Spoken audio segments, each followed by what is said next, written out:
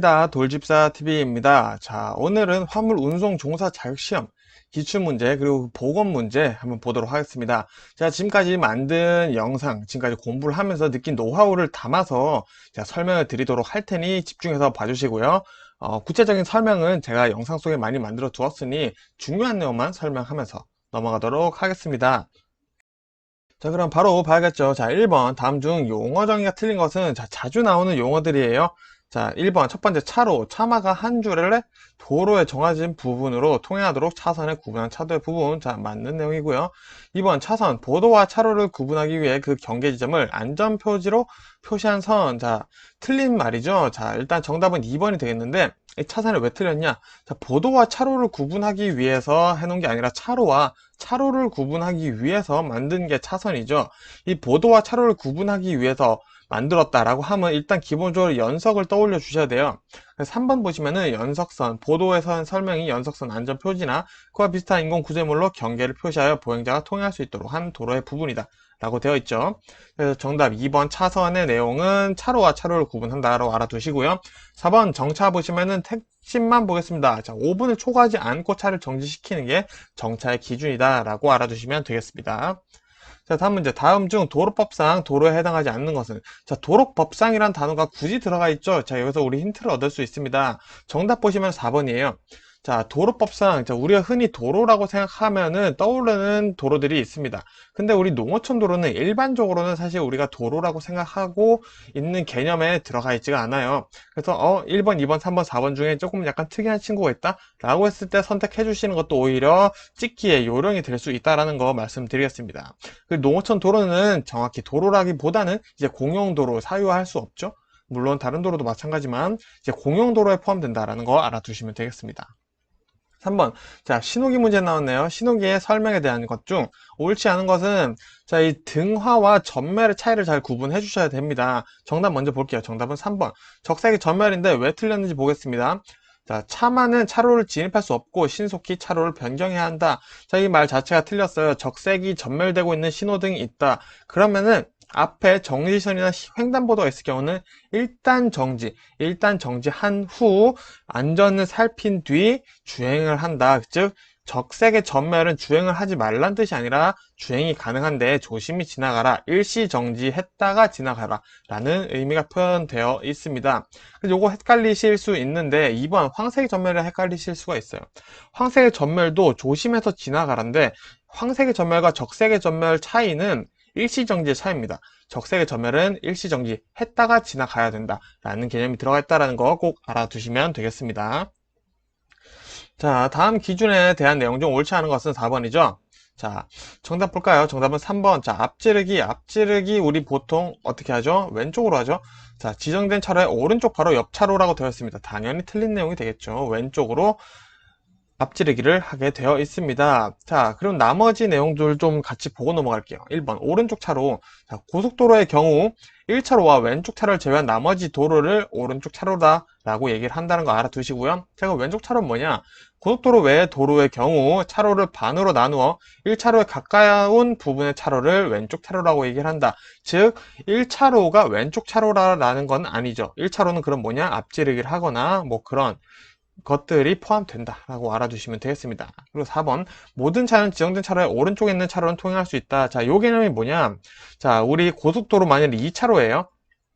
자, 그럼 여기 앞지르기 차량이나 뭐 이제 승합 자 80km 시속 80km 이상의 차량들이 주행을 하게 됩니다. 근데 이 차로 건설기계나 뭐 화물차 주행을 할 수 없죠. 그런 경우에는 이제 오른쪽 차로인 여기 2차선을 사용을 해야 되는데 자, 1차선을 사용을 해도 되는 차들은 당연히 오른쪽 차로 2차선을 사용을 해도 된다는 얘기입니다. 그래서 생각해 보시면 당연한 얘기구나 라고 이해를 하실 수가 있겠습니다. 자, 5번 보겠습니다. 일반 도로에서 주거, 상업, 공업 지역에서 최고 제한 속도는 요거는 무조건 외워주셔야겠죠. 정답은 1번. 시속 50km 이내이다 라고 알아두시면 되겠고요. 자, 6번 자주 나오는 문제죠. 눈이 20mm 이내로, 자, 20mm 이내입니다. 쌓인 경우 감속해야 하는 규정은, 자, 비가 와서 노면이 젖었어요. 노면 젖음. 그리고 눈이 20mm 이내로 미만으로 쌓인 경우에는 자, 우리 20% 감속해야 한다고 알고 있습니다. 자, 여기서 추가로 우리 50% 감속해야 되는 경우가 있어요. 자, 가시거리가 100m 이내인 경우 최고 속도의 50% 감속을 해야 되고요. 추가로 뭐 있죠? 자, 눈이 20mm 이상으로 쌓인 경우에는 50% 감속을 해야 된다는 거 추가로 알아두시면 되겠습니다. 7번 보겠습니다. 화물 자동차의 운행상 안전기준 중 옳지 않은 것은, 자, 요거 적재 기준, 뭐 적재 높이 이런 내용들이 지금 나오고 있어요. 그래서 1번 정답이 되겠죠, 바로. 자, 적재 중량 규정의 120%다. 자, 120%가 아니라 110%입니다. 즉, 10%의 가감이 더해질 수 있다라는 거죠. 자, 요 차의 길이 알아두시고요. 2번 자동차의 길이 10%를 더한 길이까지는 안전하다라고 보는 거죠. 이륜차는 30cm를 추가를 할 수가 있고요. 높이는 지면으로부터 4m입니다. 여기 화물 차체로부터 4m가 아니에요. 이거 알아두시고요. 너비도 자동차의 후사경으로 후방이 가능한 정도로는 너비를 실어도 된다라는 거 이렇게 돼 있는 이 길이, 높이, 너비, 적재, 중량 꼭 외워두셔야겠죠? 자, 8번 보겠습니다. 다음 중 서행하여야 하는 경우가 아닌 것은, 자, 내용 한번 쭉 읽어보니까 3번 길가의 건물이나 주차장 등에서 도로에 진입하는 경우에는 우리 화물차죠? 일단 무조건 정지를 해야 됩니다. 요거는 서행을 해서는 안 되는 부분이에요. 그래서 요거 특이한 부분이니까 좀 알아두셔야겠죠? 자, 9번 보겠습니다. 다음 중 일시 정지하여야 하는 경우, 자, 아까 일시 정지할 경우 추가로 더 내용들이 나오죠. 자, 여기서 정답 3번 보시면 신호등의 황색 등화인 경우, 자, 3번, 4번 보겠습니다. 자, 4번 적색 전멸 등화이죠. 자, 요런 경우에는 일시 정지를 했다가 지나가는 게 맞습니다. 근데 신호등 황색 등화 켜졌어요. 근데 요거는 애매한 게 뭐냐면은 우리가 교차로가 있을 때, 자, 황색인데 내가 이미 진입을 해버렸다. 그럴 경우에는 정지를 해서는 안 되고 지나가야 된다라고 분명히 표기되어 있습니다. 그래서 이 3번 같은 내용이 굉장히 애매해서 정답이 틀린 내용이 되겠죠. 10번 보겠습니다. 도주사고에 해당하지 않는 것은, 자, 이 내용도 자주 나와요. 자, 3번 볼게요. 자, 피해자에게 가해자가 연락처를 건네주고 왔어요. 연락처를 줬는데 이게 도주사고가 된다고? 라고 할 수가 있겠죠. 자, 근데 3번 같은 경우가 이제 도주사고에 해당하지 않는 경우, 자, 피해자에게 가해자 연락처를 줬죠. 그럼 피해자의 의식이 분명한 상태입니다. 그래서 피해자도 가는 것을 암묵적으로 동의를 했다라고 볼 수 있습니다. 그래서 3번 같은 경우에는 후속 조치와 연락처를 준 것이 인정이 된다라는 내용이에요. 2번이랑 비교를 해보면은, 자, 피해자를 방치한 채 연락처를 남기고 왔어요. 예를 들어서 이런 경우가 있을 수 있겠죠. 사고 났어요. 의식이 없습니다. 거기다 내 명함 하나 툭 던져두고 간 거예요. 근데 나중에 잡히니까 너 뺑소니다. 이런 식으로 연락이 오는 거죠. 아니, 난 명함 남기고 갔는데 왜 뺑소니냐? 후속 조치를 하지 않았다. 사상자의 의식 이런 것들을 확인을 했어야 한다. 혹은 이임을 해야 되겠죠. 아, 여기 후속 조치 좀 해주세요 라고 얘기를 해서 그 다른 사람이 후속 조치를 하는 것까지는 괜찮다. 즉 도주 사고의 중요한 건 뭐다? 후속 조치와 연락처가 잘 전달이 되었는지가 중요하다라는 거, 이 기준 알아두시면 됩니다. 자, 11번 보겠습니다. 중앙선 침범 사고 문제도 자주 나오죠. 자, 중앙선 침범 사고에 해당하지 않는 것은, 자, 1번 차체 극일부가 중앙선 침범한 경우 당연히 침범이죠. 자, 2번 앞지르기 위해 중앙선 침범한 경우, 자, 중앙선 침범해서 앞지르기 하면 안 되죠. 자, 3번 중앙 분리대, 울타리, 철책 등도 당연히 침범해서는 안 되죠. 자, 4번 보겠습니다. 불가항력적인 상황으로 인해 중앙선을 침범한 경우, 자, 예를 들어서, 자, 앞에 제가 가고 있는데 뒤에 있는 차가 추돌을 해서 제가 그 충격으로 인해 중앙선을 넘어가 버린 경우에는 중앙선 침범 사고로 보지 않는다라고 봅니다. 그래서 이 중앙선 침범 사고인지 아닌지에서 가장 핵심 포인트는 불가항력적이냐, 내 의사가 있었냐, 어쩔 수 없었냐, 어쩔 수 없지 않았냐, 그런 상황인 거에 따라서 중앙선 침범 사고인지 아닌지 정해지고 있다는 걸 알아두시면 되겠습니다. 자, 12번 보겠습니다. 과속사고의 성립 요건 중 운전자 과실로 인한 성립 요건이 아닌 것은, 자, 정답 보겠습니다. 정답은 2번이죠. 자, 제한속도 20km를 초과하여, 자, 여기까지는 과속사고의 성립 요건이 맞네요. 자, 근데 대물 피해만 입었습니다. 자, 요거는 운전자 과실에 인한 성립 요건이 아닙니다. 왜? 플러스 인명피해가 있어야 됩니다. 자, 그래서 이 인명피해가 있는지 없는지에 따라서 운전자 과실 성립 요건이 정해진다라는 거를 꼭 알아두시면 되겠습니다. 자, 추가로 3번, 4번 쪽은 보도록 하겠습니다. 자, 비에 젖은 최고 속도 제한 80km죠? 자, 비에 젖었어요. 그러면은 20% 감속을 해야 됩니다. 자, 20% 감속하면은 우리는 64km가 최고 제한 속도가 되겠네요. 자, 거기서 근데 85km로 주행을 했어요. 그럼 20km, 시속 20km가 초과됐네요. 자, 그러면 과속사고가 맞겠죠? 자, 4번 더 볼게요. 비에 젖은 최고 속도 제한 80km인 도로에서 80km로 주행을 했습니다. 자, 요런 경우에는 64km에서 80km로 제한을 했으니까 자, 20km, 16km 초과를 해서 주행을 한 거죠. 그래서 운전자 과실로 인한 성립 요건이 아니다라고 할 수는 있겠지만, 그러면 이것도 과실 요건이 아닌데? 라고 하지만 요거는 이제 운전자 과실이 아니다. 운전자 과실 성립 요건이 아니다. 뭐 장소중 요건, 이런 거에 포함이 될 수 있다라는 거죠. 그래서 요거 같은 경우는 좀 까다로운 문제네요. 정답은 2번이 된다라는 거 알아두시고요. 13번 앞지르기가 금지된 장소가 아닌 곳은 자 이거는 당연히 외워야겠죠. 자 정답은 4번 3차선 직진도로. 자 1번 교차로, 2번 터널 내부, 3번 다리 위에서는 앞지르기가 금지되어 있다는 것을 외워두시면 되겠습니다. 14번 화물자동차 유형 기준 중 옳지 않은 것은 정답은 3번 보겠습니다. 특수 용도형 사고로 인해 운행이 어려운 자동차를 군환 가능한 구조라고 되어 있는데 자 군환 들어가 있어요. 이거는 군환차죠. 군환차에 대한 지금 설명을 하고 있는데 군환차는 정확히는 특수 자동차입니다. 그래서 이 시험에 보통 특수 용도형과 특수 자동차에 대해서 알고 있는지 물어보는 문제가 나와요. 그래서 요거에 대해서 헷갈리시는 분들은 보통 그냥 특수 용도형이다, 특수 자동차다 이런 단어들이 나오면 그냥 찍어주시면은 정답일 확률이 굉장히 높습니다. 그런 거 알아두시고요. 15번 화물자동차 운송사업 허가를 받을 수 없는 설명으로 틀린 것은 틀린 내용 고르라는 거죠. 정답은 1번 화물자동차 운수사업법을 위반하여 징역 이상의 실형을 선고받고 집행이 끝나거나 면제된 날로부터 30개월이 지나지 아니한 자라고 되어 있는데 자 요거는 30개월이 아니라 24개월입니다. 2년이죠. 자 2년이 지나지 않은 자는 운송사업 허가를 받을 수 없다라고 알고 계시면 됩니다. 그리고 피한정 후견이 이렇게 파산 선고 받고 복권되지 않은 자 이런 사람들 같이 봐놔야겠죠. 16번 화물 운송 사업의 운임 및 요금에 대한 설명으로 옳지 않은 것은 정답은 4번 벤형 특수장차를 사용하는 사업자는 운임 및 요금을 신고하지 않는다. 자, 뭔가 벤형 특수장차는 특수한 뭔가 혜택을 받는 것처럼 보이는데 그렇지 않아요. 모든 사업자는 운임 및 요금을 신고해야 합니다. 자, 이런 식으로 문제 약간 재수없게 나올 수 있어요. 17번 운송 사업을 하는 자의 책임에 대한 설명으로 옳지 않은 것은 정답은 4번입니다. 화물의 인도기한이 지난 후 100일 이내에 인도되지 않으면 화물은 멸실된 것으로 본다 라고 되어 있는데 여기 숫자가 틀렸어요. 100일이 아니라 정확히는 3개월입니다. 3개월 내에 화물이 인도되지 않으면 멸실된 것으로 본다 라고 되어 있고요. 나머지 내용들은 다 맞는 내용들이죠.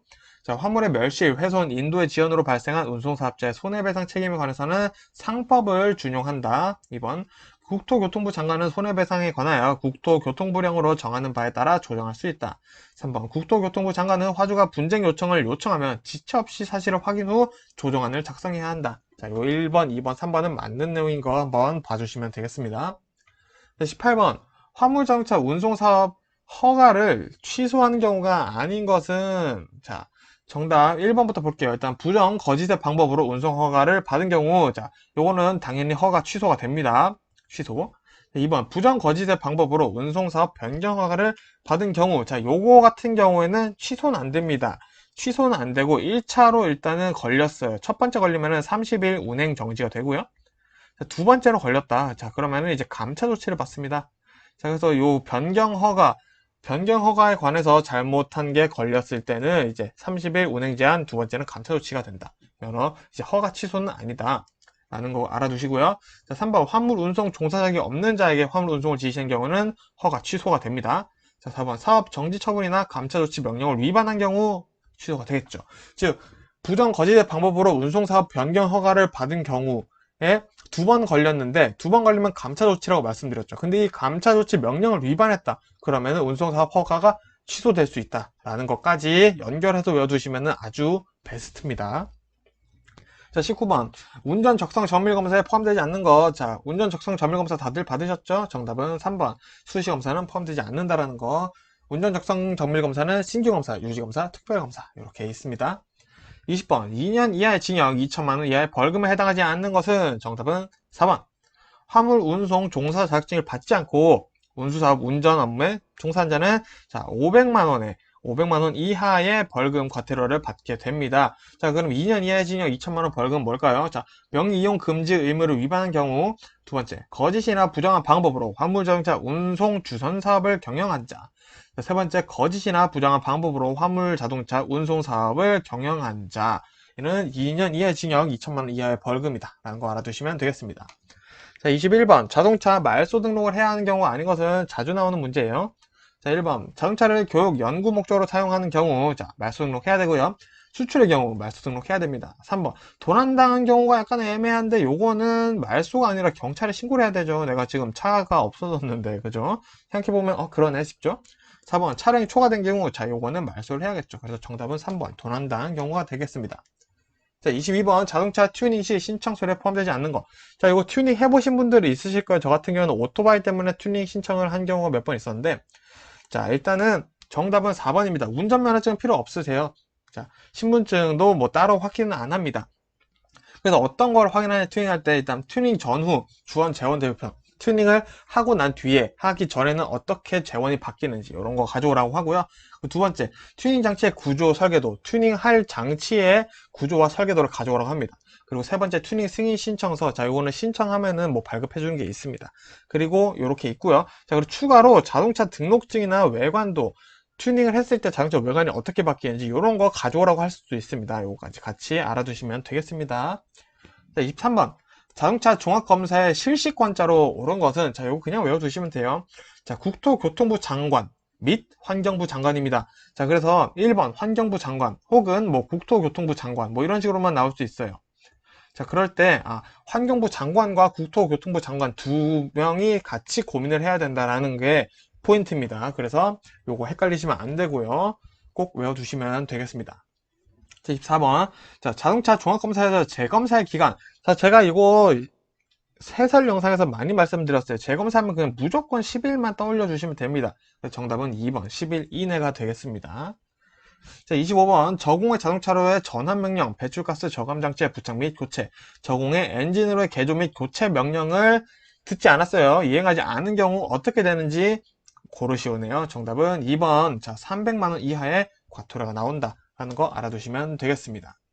자, 26번 도로법에서 정한 도로의 부속물에 해당하는 것은 도로 부속물 개념 잘 잡아두시면 되고요. 정답은 2번 화물 적재량 측정을 위한 과적 차량 검문소다. 검문소 이런 게 도로의 부속물이구나. 즉 차도나 보도, 뭐 자전거 도로, 옹벽, 배수로 이런 것들이 도로의 부속물이 아니구나 라는 것만 알아두시면 되겠죠. 자, 27번 자동차 정기검사 유효기간 만료일과 배출가스 정밀검사 유효기간 만료일이 서로 달라요. 이런 경우에 종합검사를 받아야 할 날은 어떻게 정하는가? 라는 물어보는 질문이죠. 자, 정답 보시면 1번. 자, 처음으로 도래하는 자동차 정기검사 유효기간 만료일을 받는다. 즉, 자동차 정기검사 유효기간 만료일에 맞춰서 종합검사를 받으면 되는구나. 라고 알아두시면 되겠죠. 자, 28번. 자, 화물자동차 운송사업 허가사항 변경신고에 해당하지 않는 것은 자, 변경신고에 어떤 게 들어가냐? 자, 첫 번째 상호의 변경이 들어갑니다. 그리고 두 번째 화물 취급소의 설치에 대한 내용이 들어가고요. 네 번째 화물자동차의 대폐차에 대한 내용이 들어갑니다. 자, 그러면은 차고지 등 운송시설 변경에 대한 내용은 허가사항 변경신고에 넣을 필요가 없다라는 겁니다. 그래서 정답은 2번 되겠습니다. 자, 29번 화물자동차 중 환경불량에 따라 공회전 제한장치에 부착을 명령할 수 있는 것은 자, 공회전 제한장치에 해당 부착을 명령받을 수 있는 차량에 대해서 물어보는 거죠. 정답은 1번입니다. 택배용으로 최대 적재량이 1톤 이하인 배형 화물 자동차는 공회전 제한장치를 붙여라 라고 얘기를 할 수 있다라는 겁니다. 반갑습니다. 돌집사TV입니다. 자, 그럼 이번에는 화물 운송 종사 자격시험 핵심 예제 120제 중에 두 번째 영상 시작해 보도록 하겠습니다. 첫 번째 문제. 지파 담당자의 기재사항에 해당하지 않는 것은 자, 지파 담당자의 기재사항입니다. 그래서 정답 보시면은 4번. 자, 특약사항 약관 설명 확인을 자필 설명을 해달라 라고 되어 있는데 요거는 지파 담당자가 아니라 송화인이 해줘야 되는 기재사항이죠. 그건 지파 담당자는 뭐하냐? 운송료, 지파자의 성명 및 전화번호, 그리고 접수일, 발송점, 도착점, 배당 예정일 이런 것들을 이제 지파 담당자가 기재하게 되겠죠. 자, 2번 포장의 기능이 아닌 것은 자, 정답은 1번입니다. 포장의 기능 볼게요. 첫 번째 표시성, 두 번째 상품성, 세 번째 편리성, 그리고 네 번째 판매 촉진성, 그리고 효율성, 이렇게 5개 외워두시면 되겠습니다. 자, 기출 공부하실 때 절대 답만 외우시면은 합격하실 수가 없습니다. 3번. 포장 기법에 따른 분류가 아닌 것은, 자, 정답은 3번입니다. 자, 수동 포장은 포장 기법이 아니고요. 자, 포장 기법이 어떤 것들이 있냐? 방청 포장, 진공 포장, 그리고 방수 포장이 있고요. 그리고 방수 포장, 그리고 방청 포장, 그리고 완충 포장, 압축 포장, 수축 포장. 뭐 이렇게 종류들이 이제 포장 기법이다 라고 알아두시면 되겠습니다. 자, 4번 방수 포장의 특징이 아닌 것은, 자, 포장 기법이죠. 방수 포장의 특징 한번 보도록 하겠습니다. 정답은, 자, 3번이에요. 자, 채소 과일 식품의 흡습으로 인한 변색 방지. 자, 이게 흡습이 아니라 탈습입니다. 자, 얘네들이 흡습도 뭐 말이 된다고 생각할 수도 있겠지만 탈습으로 인해서 변질되는 게 더 많아요. 그래서 이 탈습을 방지하기 위해서 방수 포장을 한다 라고 보시면 되고요. 자, 또 추가로 보시면은 1번 사료, 비료, 시멘트 등의 흡습으로 부피가 느는 것을 방지를 하기도 하고, 흡습으로 인한 상품 가치 하락 방지. 자, 1번에서 연결되는 내용이고요. 4번 보면은 식료품, 화학제품 및 부패 및 변질을 방지하기 위해서 방수 포장을 한다 라고 요 내용 지금 한 번에 외워두시면 되겠습니다. 5번 화당의 화물의 포장이 부실하거나 불량한 경우 처리 방법. 자, 포장이 부실한 경우 어떻게 하냐라는 거죠. 정답 먼저 볼게요. 정답 4번. 포장비를 운송자가 부담한다. 자, 운송, 포장을 보내는 사람, 고객의 담당이죠. 그래서 4번 내용이 일단은 처리 방법이 아니겠고요. 자, 그럼 어떻게 처리를 하냐? 자, 고객에 보강 포장하도록 양해를 건다. 부탁하는 거죠. 그리고 두 번째, 보강 포장 근데 양해를 했는데 거부할 수도 있죠. 그러면은 지파도 거부될 수 있다라는 거 알아두시고요. 자, 그리고 고객이 보강 포장을 거부할 경우 면책사항의 자필성을 받아 보관한다. 자, 보강 포장을 요구했어요. 근데 그럼 전 지파할 수 없습니다 라고 하거나, 알겠습니다, 그럼 지파해 드릴게요, 대신 면책사항 요게 파손됐을 때 저희 면책사항에 꼭 서명을 해주시면 저희가 지파를 하겠습니다, 이렇게 요구를 할 수 있다라는 거죠. 자, 6번 슈링크 방식에 대한 설명 중 옳지 않은 것은, 자, 1번부터 볼게요. 자, 통기성이 없다, 슈링크 방식의 특징이고요. 두 번째, 고열 터널을 이용해 화물을 고정한다. 요게 슈링크 방식의 가장 큰 특징입니다. 3번 열수축성 플라스틱 필름을 사용한다. 자, 이 열수축성 플라스틱 필름을 씌운 것을 이제 고열의 터널을 지나면 필름이 열 때문에 쫙 잡아들이면서 화물을 고정해 줍니다. 요게 이제 슈링크 방식이고요. 그러다 보니까 설명만 들어보니까 벌써 비용이 많이 들 것 같죠? 정답 4번. 비용이 많이 들지 않는다, 틀린 내용입니다. 슈링크 방식은 비용이 많이 들어요. 자, 7번 팔레트라고 나올 수도 있어요. 팔레트 붕괴 방지 요령 중 틀린 것은, 자, 요거 내용 보도록 하겠습니다. 1번. 자, 화물이 얽히지 않게 사이사이 합판을 넣는다. 자, 요거는 붕괴 방지 요령이 아니라 화물 사이에 틈을 메꾸는 요령입니다. 요게 에어백을 사용하기도 한다라는 걸 일단 알아두시고요. 자, 붕괴 방지 요령은 뭐냐? 자, 2번 볼게요. 화물 붕괴 방지를 위해 차량에 특수장치를 설치한다. 붕괴 방지 요령이고요. 화물의 높이가 일정한 경우 화물을 누르는 장치를 설치할 수 있다. 이것도 붕괴 방지 요령입니다. 그리고 팔렛 화물 치수에 맞춰 작은 칸으로 구분되는 장치를 설치한다. 붕괴 방지를 위해서 뭔가 설치하는 게 많구나 라는 거, 요 서술어들만 보셔도 문제를 풀 수가 있겠죠. 요 뉘앙스로 푸시는 거예요.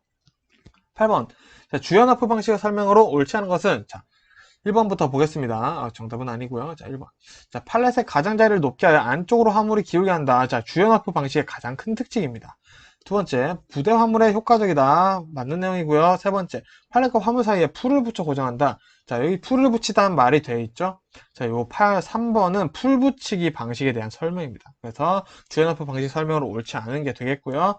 4번, 화물이 갈라지는 것을 방지하는 게 목적이다. 자, 이것도 주연화프 방식의 특징이 되겠습니다.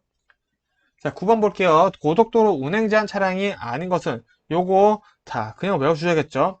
정답은 1번입니다. 차량 총 중량이 50톤을 초과하는 게 아니라 40톤만 초과해도 고속도로를 진입할 수가 없어요. 그리고 두 번째, 차량의 축하 중에 10톤 초과하면 진입할 수 없고요. 적재물을 포함한 차량의 길이가 16.7m 넘으면 안 되고요.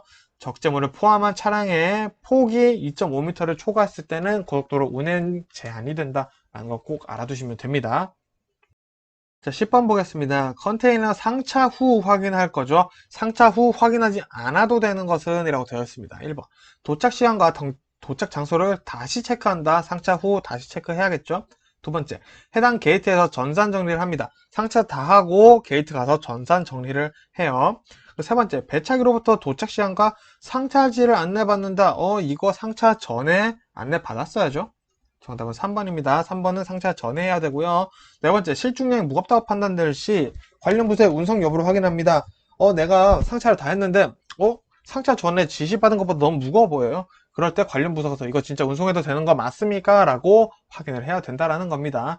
자, 이렇게 지금 기출 문제는 절대 정답만 외우시면 안 돼요. 오답 내용들도 꼭 같이 보셔야 됩니다. 자, 11번. 고속도로 운행 제한 높이의 기준으로 옳지 않은 것은 이런 거는 이제 정답만 외워야겠죠. 정답은 3번입니다. 적재물을 늘 포함해야 돼요. 적재물을 포함한 차량 높이가 4.2m까지는 괜찮다라는 거 많이 외우고 두셨죠. 자, 12번. 화물 인계 요령에 대한 설명으로 옳지 않은 것은 정답은 3번입니다. 지점에 도착한 물품에 대해서는 다음날 배송이 원칙되어야 된다? 다음날이 아니죠. 자, 지점에 도착한 물품은 당일 배송이 일단은 원칙입니다. 이거 알아두시고요. 자, 맞는 내용들 보야겠죠? 1번. 각 영업소로 분류된 물품은 수화인에게 물품 도착 사실을 알린다. 우리 배송 어디 있습니다. 이런 거 물품 도착 사실을 알 수 있죠. 두 번째, 수화인에게 물품을 인계할 때 물품의 이상 유무를 확인해서 이상했을 때는 지점에 통보해서 조치해야 됩니다. 자, 파손됐어요. 죄송합니다. 라고 얘기를 해야겠죠. 당연히. 자, 네 번째, 지점에 도착한 물품에 대해서는 당일 배송이 원칙이 되어야 된다. 자, 4번. 요게 사실은 맞는 내용이죠. 자, 이렇게 3번, 4번 이렇게 둘 중 하나다. 이거 둘 중 하나로 찍을 수 있다. 이런 식으로도 문제가 간혹 나오니까 잘 읽어보시면 돼요. 13번. 인수증에 대한 내용으로 옳지 않은 것은 자, 1번부터 볼까요? 자, 인수자 확인안에 수령이 누구인지 인수자가 자필로 적게 해야 됩니다. 요거 오손 사고가 아니라 이제 분실 사고의 대체이기도 해요. 자, 두 번째, 같은 곳에 여러 박스를 배송하는 경우 인수증에 반드시 실제 배달한 수량을 기재해야 된다. 이것도 분실 사고 때문에 꼭 기재를 해야 되고요. 세 번째, 3번 볼게요. 인수자가 서명을 하지 않은 경우 운전자가 서명한다. 자, 말도 안 되는 내용이죠. 무조건 인수자가 혹은 수령인이 자필로 서명을 시켜야 됩니다. 네 번째, 수령인과 인수자가 달라요. 그럴 때는 관계를 반드시 구분해 두어야겠죠. 그래서 정답은 3번이 되겠습니다. 14번 보겠습니다. 다음 중 오손사고의 원인에 해당하는 것은 정답은 2번이네요. 자, 김치, 젓갈, 한약 등의 포장 미비한 경우. 자, 오손사고의 원인은 이거밖에 없습니다. 자, 1번 화물을 함부로 던지거나 발로 찬다. 자, 이거 파손사고죠. 파손사고의 원인이고요. 화물을 적재할 때 무분별하게 적재한다. 이것도 파손사고의 원인이고요. 차량의 상하차 시 컨베이어 벨트 화물이 떨어져서 파손된 경우 이미 써있네요. 파손사고에 대한 원인 되겠죠. 자, 15번 분실사고의 내용으로 옳지 않은 것은 보도록 하겠습니다. 첫 번째, 1번 사고 위험이 있는 경우 안전박스나 별도로 적재하여 관리한다. 자, 요거는 파손사고 예방법이에요. 파손사고 예방법이고요. 자, 2번, 자, 일단은 내용으로 옳지 않으니까 1번이 일단은 되겠네요. 정답이. 자, 2번은 화물을 인계할 때 인수자 확인이 부실한 경우. 자, 인수자 수령인 관계 잘 확인 안 한 경우. 우리 아까 봤었죠? 자, 3번 차량을 이석했을 때 화물이 도난된 경우. 자, 도난됐어요. 그럼 분실이죠? 자, 4번. 화물 수량 및 운송장 확인을 제대로 하지 않은 경우, 자, 수량의 확인을 제대로 안 해서 분실되는 경우가 가장 많다고 합니다. 요거 내용 잘 알아두시면 헷갈리지 않겠습니다. 자, 이렇게 문장 봐도 지금 우리 오손사고, 파손사고, 분실사고 구분 정확히 할 수가 있겠죠? 자, 16번. 자동차 관리 법령상 화물 자동차가 아닌 것은, 자, 이거 보니까 다 화물 자동차 같은데? 자, 정답은 3번입니다. 자, 제가 첫 번째 핵심 예제 30제 문제에서도 말씀드렸듯이 보통 시험 문제에 특수 작업형과 특수 용도형이 같이 보기로 했다. 그럼 둘 중 하나가 무조건 정답일 가능성이 높습니다. 자, 근데 우리가 외워둬야겠죠. 자, 화물 자동차 아닌 것, 특수 작업형은 화물 자동차 아니다라고 알아두셔야 됩니다. 여기 군안차 이런 것들이 있습니다. 우리 화물 자동차는 특수 용도형이다 라는 거 꼭 알아두셔야 돼요. 여기선 17번 트레일러 종류가 아닌 것은 자, 이것도 나올 수 있어요. 자, 일단은 1번 볼게요. 풀 트레일러, 2번 폴 트레일러. 이거 오타인가? 두 개가 전혀 다르고요. 자, 돌리 트레일러 종류 맞고요. 4번 트레일러 견인 자동차. 트레일러 견인 자동차는 정확하게는 견인 자동차입니다. 이 트레일러 단어 들어가 있다고 해서 헷갈리시면 안 되겠죠. 그래서 정답은 4번입니다.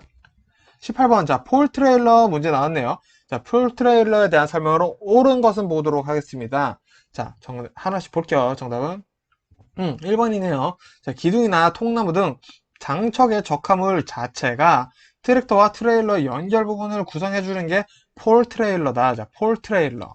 폴 트레일러 정하는 영어는 이렇게 사용을 합니다. 요게 폴 트레일러에 대한 설명이고요. 하나씩 볼게요. 2번. 가동 중인 트레일러 중에 가장 많고 일반적이다. 자, 요거는 세미 트레일러에 대한 내용입니다.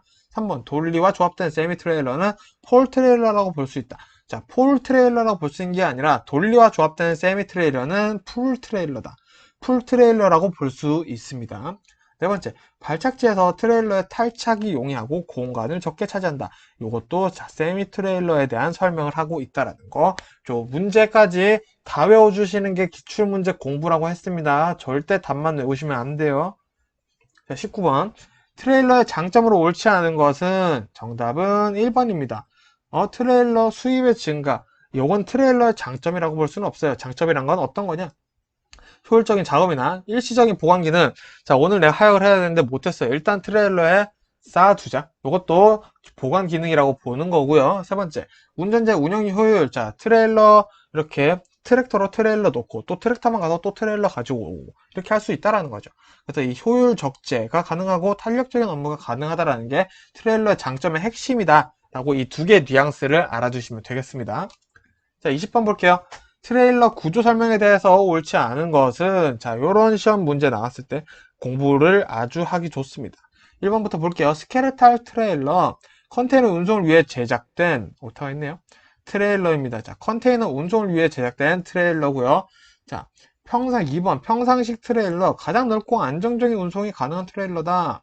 자, 평상식 트레일러 일단 좀 일반적이다라고는 할 수 있어요. 근데 굳이 요 내용이 옳지 않다라고 하든 굳이 상관이 없다. 왜? 요거는 모든 트레일러에 해당이 됩니다. 그래서 구조 설명과는 전혀 상관이 없다. 정답이 2번이 되겠고요. 3번, 4번도 봐야겠죠? 저상식 트레일러, 건설 장비 운반에 적합하다. 뭐 굴삭기, 포크레인, 뭐 이런 것도 있겠죠. 저상식 트레일러, 무게중심이 낮다 보니까 엄청 무거운 것도 실을 수가 있다라는 거죠. 자, 중저상식 트레일러도 마찬가지예요. 무게중심이 좀 낮다 보니까 무거운 거를 실을 수 있습니다. 근데 중저상식 트레일러 하면은 무조건 따라다운 단어가 있어요. 핫코일입니다. 중저상식 트레일러는 핫코일을 실을 수 있다. 요것만 외워두시면 절대 헷갈리시지 않으실 겁니다. 자, 21번 볼게요. 자, 화물이 인수 거절 사유에 해당하지 않는 것은, 자, 1번 현금화 가능한 귀중품 인수 거절될 수 있고요. 동물 미술품 등 특별한 관리 필요한 부분 인수 거절될 수 있고요. 3번 물품에 적합한 포장이 되어 있지 않음에도 고객이 면책에 동의한 경우, 자, 고객이 면책에 동의했어요. 자, 그러면 화물을 인수를 할 수가 있습니다. 이런 경우에는 거절할 수가 없습니다. 고객이 면책에 동의했기 때문에. 대신 부셔지면은 고객이 부담을 해야겠죠. 정답은 3번이 되겠고요.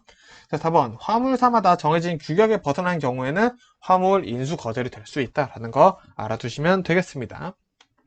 자, 22번 보겠습니다. 자, 운송물에 가액이 기재되지 않은 경우 사업자의 손해배상 한도는, 자, 요거는 무조건 외워야겠죠. 정답은 1번 50만원까지, 최대 한도는 50만원이다 라고 알아두시면 되겠고요.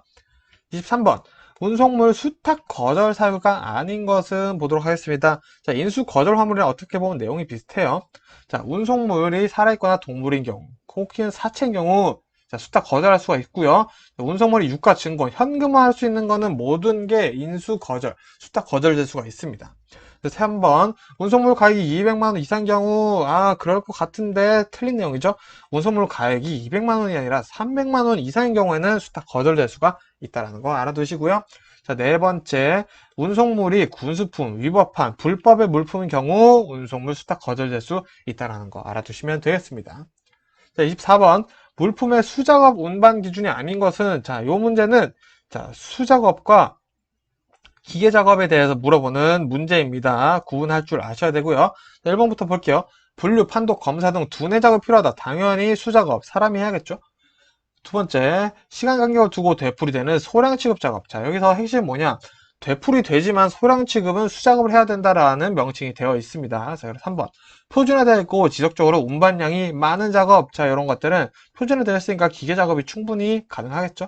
그래서 요거는 수작업 운반 기준이 아니네요. 정답은 3번이겠고요. 4번까지 봐야겠죠. 취급 물품의 형상, 크기가 일정하지 않은 경우는 기계 작업하기가 힘들겠죠. 그래서 이런 경우에는 수작업을 해줘야 된다 라는 걸로 구분해서 외워두시면 되겠습니다. 자, 25번 보겠습니다. 풀 트레일러에 대한 설명으로 틀린 것은 이런 시험 문제 유의해서 봐서 공부를 해주셔야 되겠습니다. 1번부터 볼게요. 자, 트랙터와 트레일러가 완전히 분리되어 있고 트랙터 자체도 척점을 가지고 있다. 요게 일단은 풀 트레일러에 대한 설명이 맞습니다. 자, 2번. 총 하중이 트레일러만으로도 지탱되도록 설계되어 있어서 선단의 견인구, 즉 트랙터를 갖춘 트레일러다. 자, 요게 풀 트레일러입니다. 3번. 돌리와 조합된 세미 트레일러는 풀 트레일러로 해석된다. 요거까지 알아두셔야 되고요. 자, 4번 보겠습니다. 적재 톤수, 적재랑 용적 모두 세미 트레일러보다는 불리하다. 자, 불리하지 않고요. 유리합니다. 자, 유리하다. 자, 그래서 풀 트레일러는 세미 트레일러보다는 더 좋다. 이런 식으로 개념을 잡아두셔도 문제 푸시는 데는 전혀 지장이 없습니다. 그래서 정답은 4번이 틀린 내용이 되겠네요. 자, 26번 보겠습니다. 다음 중 컨테이너 상차 전에 확인하고 통보받을 사항이 아닌 것은? 자, 상차 전에 뭐 확인해야 되냐? 요거인 거죠. 1번 볼게요. 자, 배차 지시번호 상차 전에 받아야 되고요. 2번 컨테이너 라인과 중량 상차 전에 받아야 되고요. 3번 화물의 하역지와 도착 시간. 자, 요거는 상차 전에 받아야 되는 거 아닌가 싶기도 한데 요거는 상차를 하면서 받습니다. 상차 ing죠. 상차를 하고 있어요. 그럴 때 이제 화물의 하역지와 도착 시간을 통보받게 됩니다. 상차 못하겠네요. 자, 정답이 3번이 되겠고요. 자, 4번. 화물의 화주, 공장 위치와 전화번호 황차 전에 당연히 알고 있어야겠죠. 자, 요런 것들 상차 전에 어떤 거 해야 되는지 같이 봐주셔야 됩니다. 자, 27번. 고객의 책임이 있는 사유로 약정된 이사 화물에 대한 내용이네요. 자, 인수일 1일 전까지 사업자에게 계약 해제를 통지한 경우 지급할 손해배상액은 자, 1일 전까지 사업자에게 계약 해제를 통지를 했네요. 이럴 때 얼마만큼의 손해배상을 해야 하는가? 라는 내용이 나옵니다. 그래서 이거는 정답은 바로 계약금 1번. 계약금 그대로 돌려주면 된다. 라고 알아두시면 되겠습니다. 자, 그래서 이거 추가로 알아두시면 이제 2번 계약금의 배액인데 요거는 이제 이사 환물 당일 해제했을 경우에는 손해배상 2배로 해줘야 된다. 계약금의 2배로 해줘야 된다. 요거 2개만 외워두시면 되겠습니다. 자, 28번 이사 환물의 훼손에 대한 사업자의 손해배상 책임 소멸기한은 요거는 무조건 외워주셔야겠죠. 자, 정답은 4번 화물은 인도받은 날로부터 30일 이내까지 손해배상 책임을 진다. 그 기간이 지나면 소멸된다. 라고 외워두시면 되겠네요. 자, 29번. 컨테이너 상차 시 확인사항이 아닌 것은, 자, 1번부터 볼게요. 손해, 그러니까 뭐 파손 이런 게 있는지 확인한다라는 거죠. 자, 손해와 봉인번호를 확인하고 배차계획의 결과를 보고한다. 이거 괜찮은 것 같아요. 이제 출발해도 될 것 같습니다. 라는 거고요. 자, 안전하게 상차를 했는지 확인을 해야겠죠. 3번 배차기로부터 컨테이너 중량을 통보받는다. 자, 요거 아까도 나왔어요. 요 컨테이너 중량은 상차 전에 통보를 받는다라는 거 한 번 더 알아두시고요. 4번 다른 라인은 컨테이너 상차가 어려울 경우 배차기에게 통보한다. 요거는 상차 시 상차를 하면서 통보를 해주면 된다라는 거 같이 알아두시면 되겠습니다. 자, 30번 자, 컨테이너 상하차 시 주의사항이 아닌 것은, 자, 일단은 안전해야겠죠? 우리 여기서 바로 떠올려는 거는 일단 안전입니다. 자, 1번부터 볼게요. 자, 화물의 내용을 잘 숙지하고 있는지, 자, 부연물, 폭발물이 없는지 잘 알고 있어야겠고요. 2번, 위험물 표시가 잘 되어 있는지 확인해야겠죠? 그리고 3번, 지주, 끈, 결박에 필요한 도구가 준비되어 있는지, 혹은 결박이 되어 있는지 확인을 해야겠고요. 자, 4번, 독극물이 담긴 화물이 쏟아진 경우 대피할 수 있는지, 이것도 맞는 내용 아닌가 싶기는 한데 정확히 어떻게 명시되어 있냐면요. 독극물이 담긴 화물이 쏟아진 경우 바로 조치를 할 수 있는 안전도구들이 구비되어 있어야 됩니다. 그래서 안전도구가 잘 구비되어 있는지 상하차 시 확인을 하는 게 정답이 되겠죠. 그래서 4번 같은 내용은 틀린 내용이 된다라고 말씀드리겠습니다. 자, 그래서 여기까지 화물 운송 종사 핵심 120제 두 번째 영상 마무리 하겠고요. 저는 세 번째 영상으로 또 인사드리도록 하겠습니다. 감사합니다.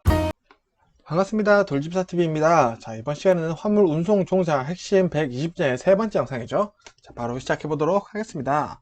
1번 문제, 교통사고 요인에 해당하지 않는 것은, 교통사고 요인은 4개만 외워주시면 됩니다. 자, 첫 번째, 자, 1번 문제 볼게요. 자, 1번 외부 요인. 자, 벌써 첫 번째부터 정답이 나왔네요. 자, 외부 요인은 교통사고의 요인에 해당하지 않습니다. 자, 그러면 교통사고 요인 4가지 뭔지 보도록 할게요. 자, 첫 번째 환경 요인, 두 번째 도로 요인, 세 번째 인적 요인, 그리고 추가로 해주셔서 차량 요인. 자, 그래서 문제는 외부 요인이 아니라 차량 요인으로 바뀌었을 때 교통사고의 요인 4가지가 될 것 같습니다. 차량, 환경, 도로, 인적 요인이 있다라는 거 알아두시면 되겠고요.